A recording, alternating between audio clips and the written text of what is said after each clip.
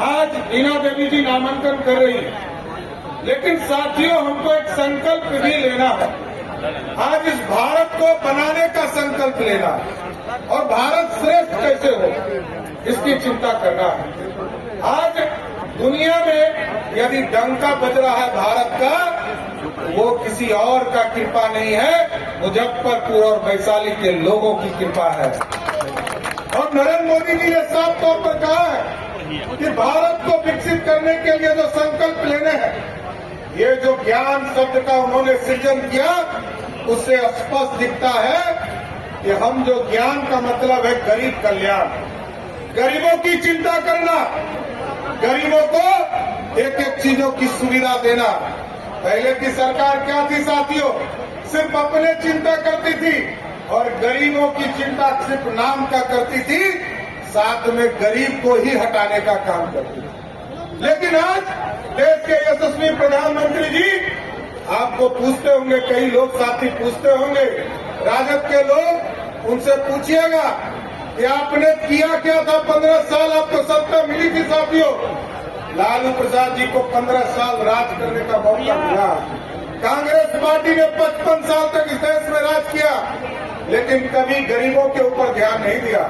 लेकिन मोदी जी की सरकार 2014 में जब आप लोगों ने बनाया साथियों, तब से गरीब कल्याण का काम हो रहा, गरीबों को पानी से जोड़ने का काम किया गया और गांव-गांव बिजली पहुंचाने का काम किया।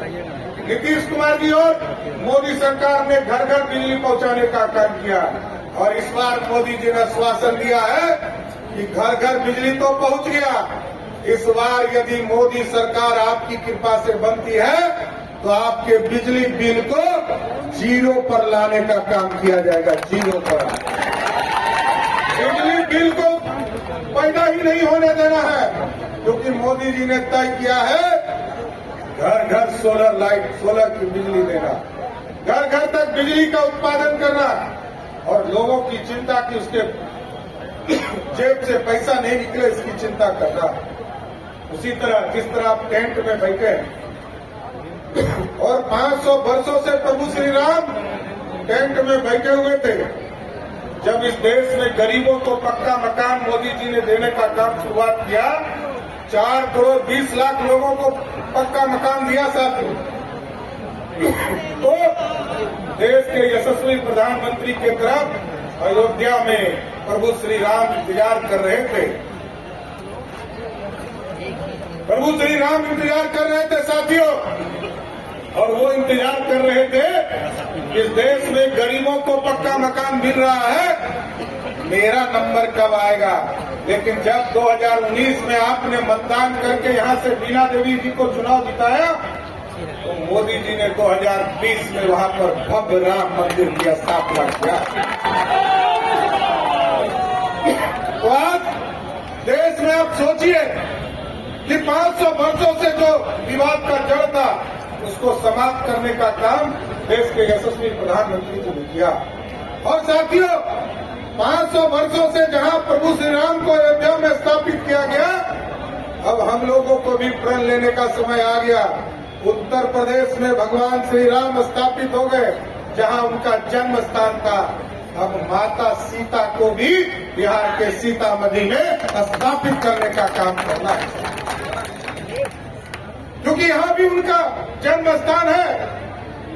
और साथियों, आप सोचिए किस तरह लगातार विवादों को खत्म करने का काम मोदी की सरकार कर रही है, लेकिन कुछ लोग बैठे हैं जो सनातन को ही अपमान करने का काम कर रहे हैं। उनके पिताजी लालू प्रसाद जी सावन के महीने में मटन जो है राहुल गांधी को खिला रहे हैं, और बेटा आजकल क्या है, हेलीकॉप्टर पर मछली खा रहा है। अब सोचिए, ये सावन के महीने में और नवरात्रा में कोई मछली खाता है? तो मछली जो खा रहा है, जो चिढ़ा रहा है, उसको क्या करना है? जैसे ही 20 तारीख को वोट करना होगा, अब कोई लालटेन का युग है क्या साथियों? अब तो एलईडी बल्ब आ गया ना, तो लालटेन को समाप्त करने का उचित समय आया है।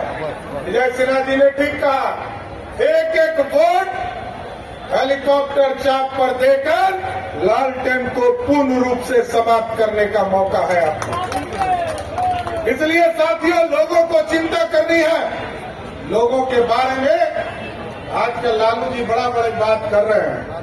कह रहे हैं संविधान खतरे में है, आरक्षण खत्म हो जाएगा।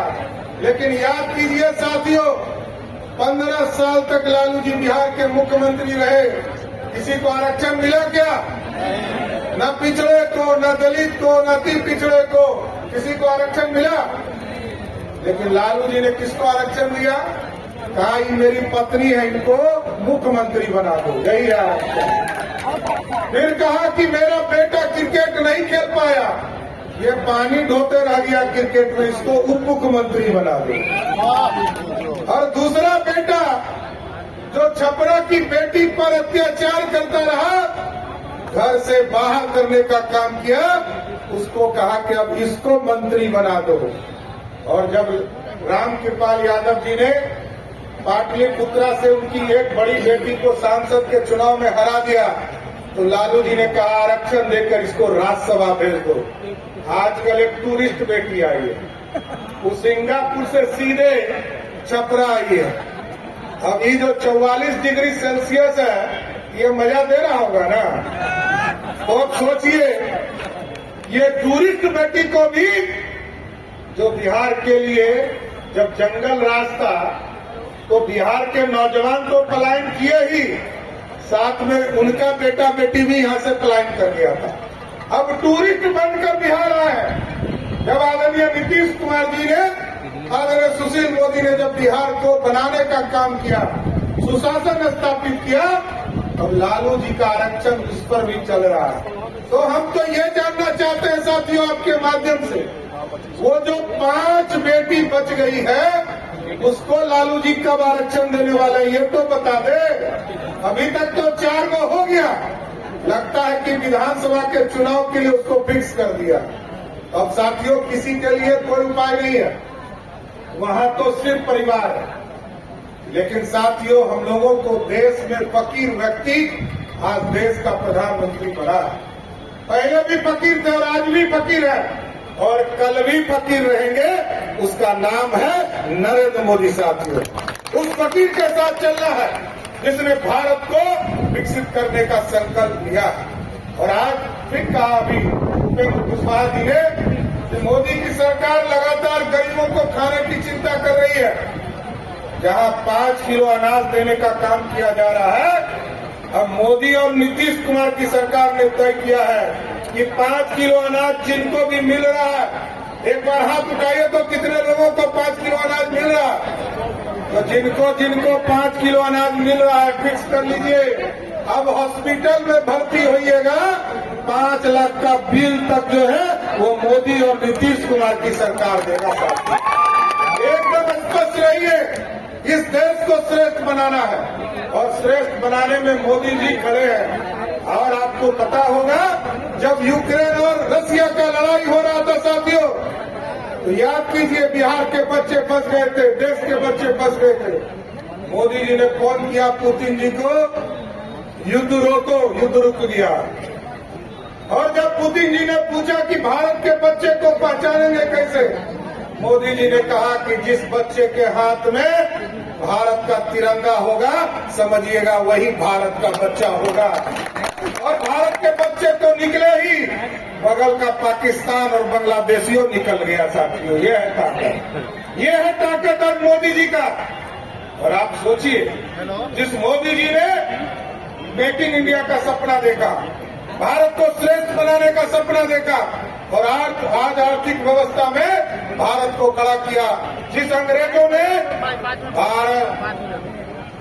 12वें स्थान पर आर्थिक व्यवस्था भारत का हुआ करता था, वहां पर मोदी जी की सरकार ने उसी अंग्रेज को हराकर 5वें स्थान पर लाने का काम किया साथियों, 5वें स्थान।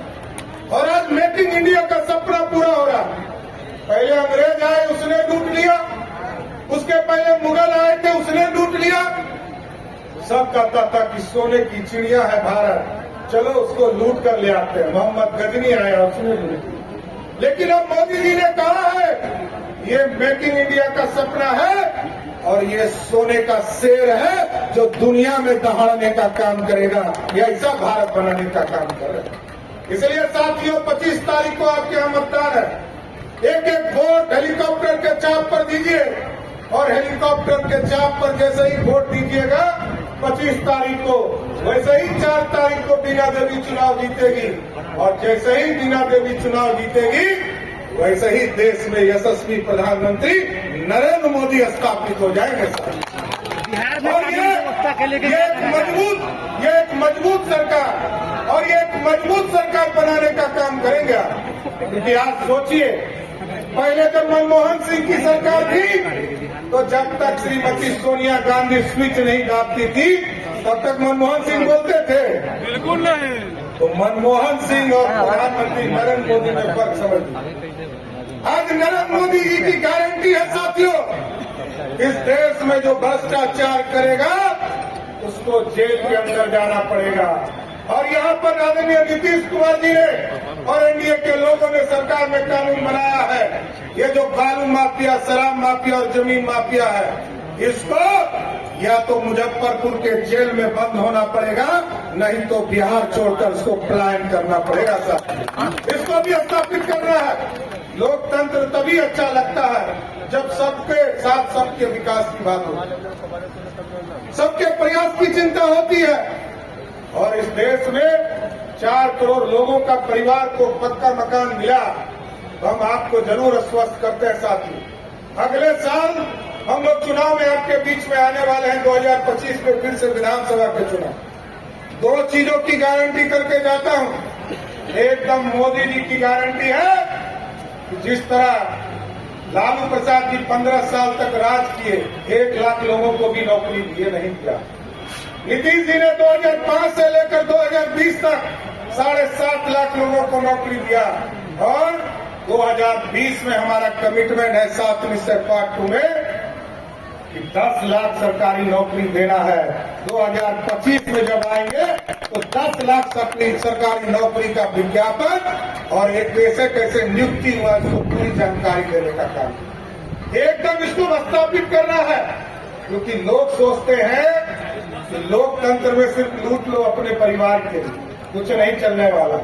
और जितने गरीब बच गए हैं साथियों, सभी कार्यकर्ता साथियों से आग्रह करेंगे, निवेदन करेंगे, एक एक घर तक जाइए, लोगों को बताइए कि जिसका पक्का मकान नहीं बना है, घर में बंटवारा हुआ है, भाई के भाई में बंटवारा हुआ, उसको भी 2025 के पहले सबको पक्का मकान अलॉट करने का काम किया जाएगा।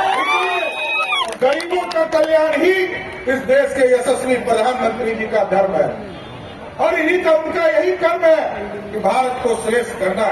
इसलिए तमाम लोगों से आग्रह करूंगा, निवेदन करूंगा कि 25 तारीख को एक एक वोट देकर बीना देवी के हेलीकॉप्टर चाप पर मत देकर विजय बनाने का काम कीजिए। बहुत बहुत धन्यवाद।